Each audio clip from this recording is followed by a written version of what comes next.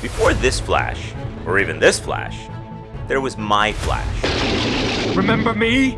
Running for one far too brief season on CBS between 1990 and 1991, this show starred John Wesley Shipp playing Barry Allen, aka The Flash. I want you to build a hood to cover my face so no one will know who I am, and gloves so I won't leave fingerprints. And it was Warner Brothers' big budget attempt to tap into Tim Burton's Batmania on the small screen. But what they ended up with was a show that certainly had some of the style and sound of Batman '89. I mean, Danny Elfman did the theme song, but ultimately had a voice and a feel that was really just all its own. Oh, thank you. Here's a few things you might not know about the OG 1990 live-action version of The Flash. Did you know the Flash suit in the show actually cost a small fortune to make? Originally sketched by Rocketeer creator Dave Stevens, and then brought to life by Robert Short of Beetlejuice fame, they actually made 4 suits and each one cost $100,000, which is $250,000 per suit in today's money. The approach to designing the suit was groundbreaking at the time. If you took somebody who's very well built and put them in a skin-tight outfit, say spandex, they'd look flat as a board. So what they did was they took molds of John Wesley Shipp's muscles and then put them on the outside of the suit. The artist glue all the foam muscles together, and then the costume is painted. But all that latex and layers made things more than a little uncomfortable and hot for John Wesley Shipp.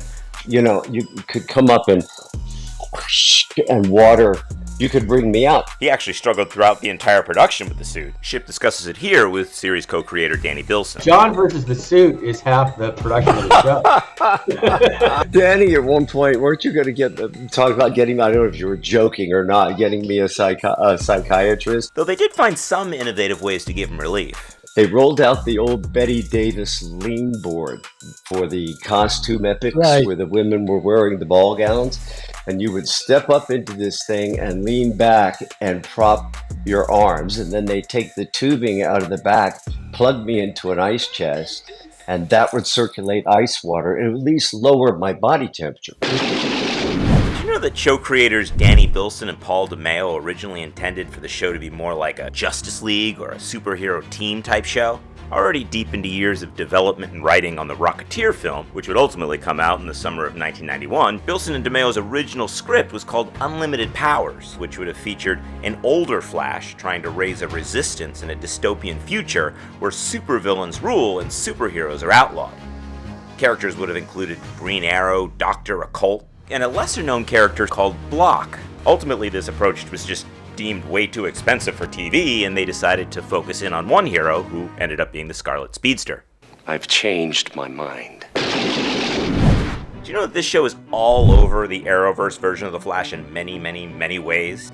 Not only did John Wesley Shipp play Barry's father, Henry Allen, in the show, as well as Golden Age Flash Jay Garrick, among others. Flash.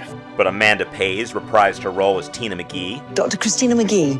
Dr. Henry Allen. Alex Desire showed up, albeit not as Julio Mendez. And even the trickster himself, Mark Hamill. And not only that, but the CW show actually ultimately did make the 90s Flash canon within its universe.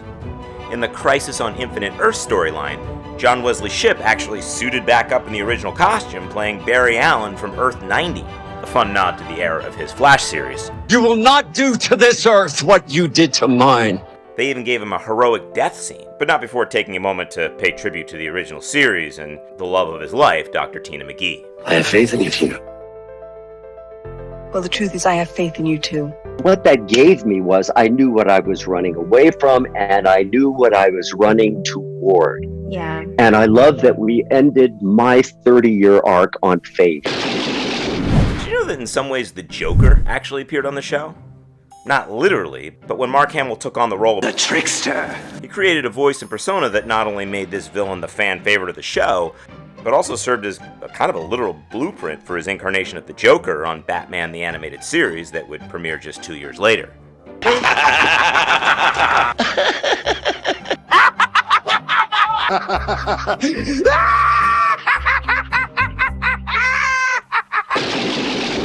you know that the show is not just chock full of superhero and comic book references, including the Hotel Infantino, a nod to Silver Age Flash co-creator Carmine Infantino, the intersection of Gardner and Fox, Corner of Gardner and Fox, we need a backup! a nod to Golden Age Flash creator Gardner Fox, and the address of Star Labs, Garrick Avenue, Meet me at 50 Garrick Avenue.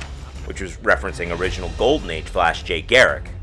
But the show also pays tribute to perhaps DC Comics' first great live-action TV show, the 1950s Adventures of Superman.